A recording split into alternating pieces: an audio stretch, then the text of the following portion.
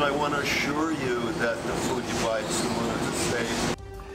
But for at least one customer, that was not true. In the wake of tragedy, two companies are pointing fingers at each other over who's responsible. Tonight on Connecticut's news station, we're looking at evidence from both sides. And we're following breaking news in Wallingford. A pedestrian has been hit by a car.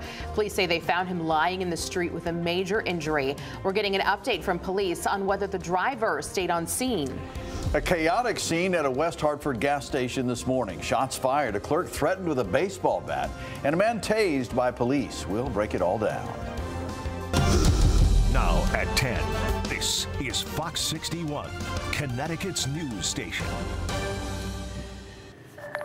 We begin tonight on a Fox 61 follow-up. Two companies trading blame after an undeclared allergen in some cookies proved deadly. Thanks for joining us here at 10. I'm Brent Harden. And I'm Sarah Sanchez. Last night we told you about these cookies sold at Stu Leonard's stores that actually contained peanuts. But nowhere was that declared on the packaging, and Stu Leonard says they were never made aware the recipe had been changed. The makers of the cookies say that's not true, and they have the emails to prove it. Fox 61's Jake Garcia joins us in studio tonight with the details on what went wrong here and what both sides are alleging. Jake.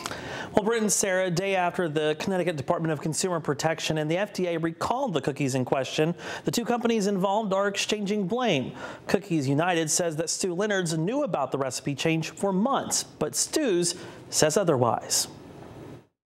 You know, we're all just very, very sad about this whole thing, and I want to assure you that the food you buy at Stu Leonard's is safe. These are the cookies being recalled from Stu Leonard's stores after the FDA says someone from New York died from an allergic reaction after eating the cookie at a social gathering here in Connecticut. We have a very rigorous process that we use as far as labeling. We take labels very seriously, especially peanuts. The popular grocery chain says these vanilla Florentine cookies were sold only at their locations in Danbury and Newington from November 6th to New Year's Eve. On the label Stu Leonard's release, the ingredients make no mention that the cookies contain peanuts. It was a holiday cookie. It was a one-shot deal. We bought it from an outside supplier, and unfortunately, the supplier changed the recipe and started going from soy nuts to peanuts, and our chief safety officer here at Stu Leonard's was never notified.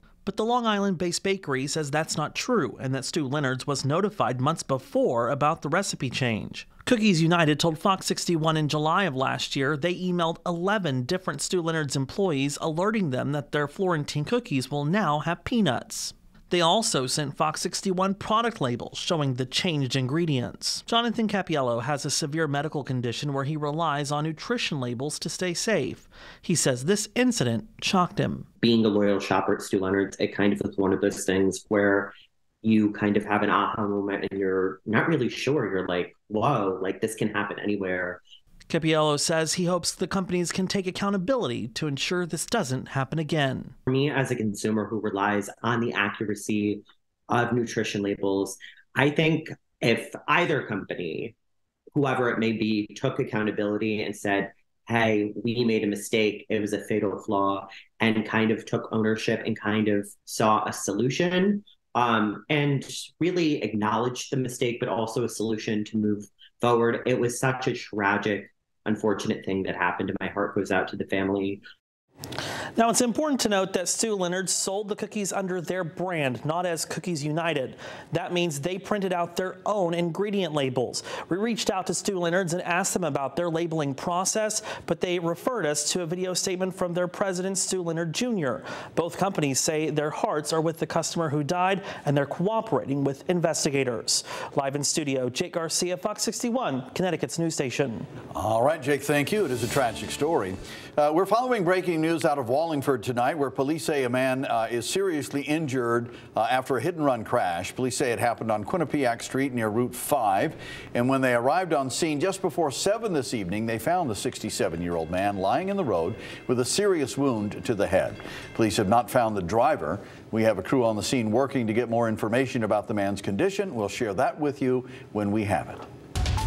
All right, turning to the forecast now, some warm temperatures to look forward to this week, but the rain's going to stick around too. Yeah, it's really wet and soggy out there tonight. Chief Meteorologist Rachel Frank joining us. Rachel, is that rain widespread right now? Yeah, it is affecting every corner of the state, and we'll continue to see occasional rain and rounds of rain tonight right into Friday morning. And yes, it is going to be warm tomorrow with temperatures approaching or even exceeding in some areas the 50-degree mark. How much are we anticipating? About an inch, and that is kind of combining all the different rounds that we're anticipating for tonight into Friday morning. That's not enough for significant flooding, but due to a combination of some of that rain and some of the snow and ice melting from the last couple of systems, there could be some poor drainage issues out there. Kind of saw that a little bit outside tonight.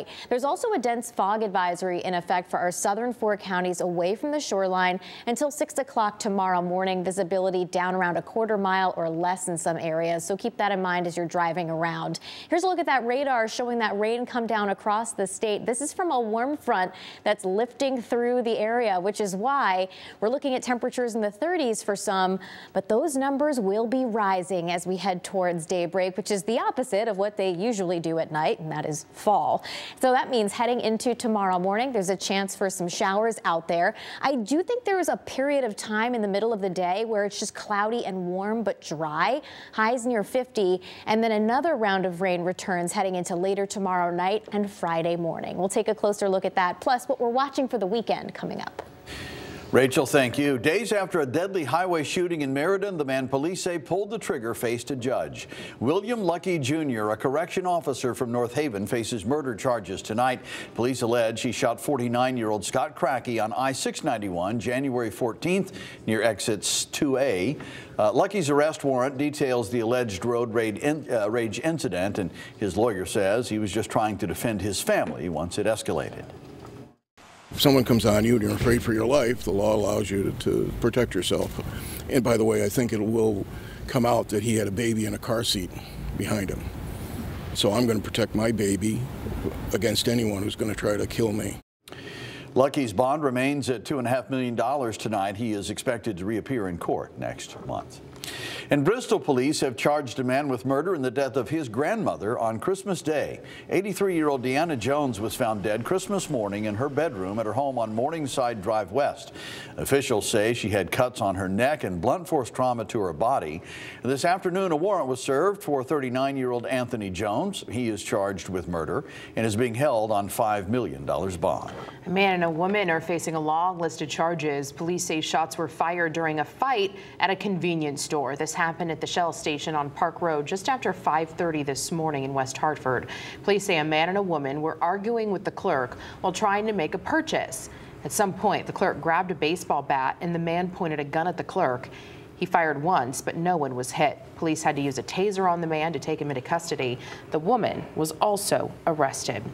Meriden police are alerting parents of an incident that happened outside the middle school this afternoon.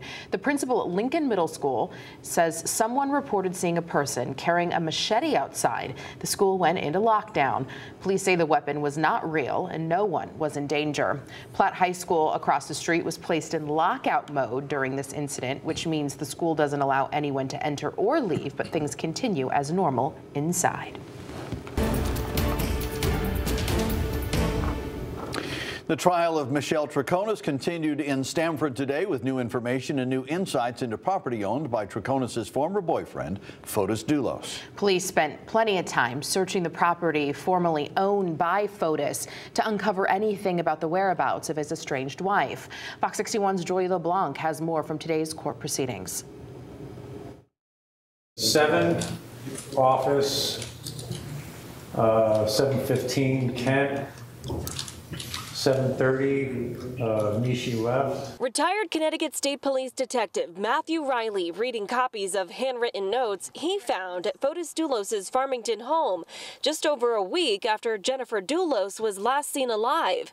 The notes showing a timeline of events titled May 24th, 2019, the day Jennifer went missing. Fotis outgoing 3:57, 2 seconds. Also included a list of calls made that Friday showing who was on the phone and for how long.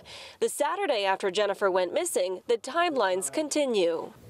Patent from NCPD. These letters, later dubbed alibi scripts by investigators, the defense objecting to reading them aloud. If the witness cannot read something, it's obviously whoever's handwriting it is. To have this witness interpret it is misreading what the document is. The paper's one of a few things police found when searching properties owned by Fotis, including cars associated with him. We were looking for items related to the disappearance of Jennifer Dulos. In June, police searched this 2015 Chevy Suburban owned by Fotis. In the trunk, Detective Riley sprayed something called luminol, looking for evidence not visible to the human eye.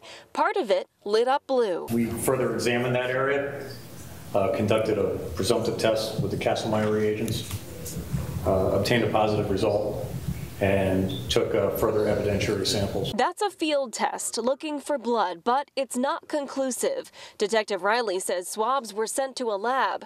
Soon, police honed in on homes owned by Fotis and his company 4 Group, taking them here to Deercliff Road in Avon. In the garage sat this Porsche, beat up with a cracked windshield. We noted that airbags had been deployed, and also the 2 front seats. Now, those 2 seats were later given to police as evidence in this case. Now, coming up tomorrow, prosecutors say they plan to show the jury the video from the very first time Troconis was interviewed by police. We're in Stamford. Julia LeBlanc, Fox 61, Connecticut's news station. Hi, Julia, thank you. New at 10 now. You're in for a real treat tonight. Fox 61 is your ticket to a concert with the Hartford Symphony Orchestra, performing with the Voices of Hartford and the Rehoboth Church of God Choir. Take a listen here.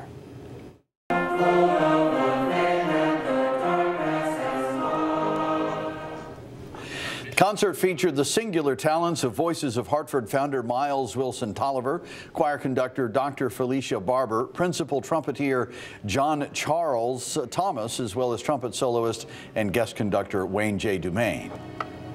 We're showcasing music written by African-American composers who traditionally throughout history have been overlooked by the kind of classical music establishment. So it's a great opportunity to feature great music by great composers. We're in between MLK Day and Black History Month, so having an opportunity to celebrate Black art during this time is extremely important. Yeah, the event marks 95 years since the first exhibition of Black art in Hartford. All right, we have much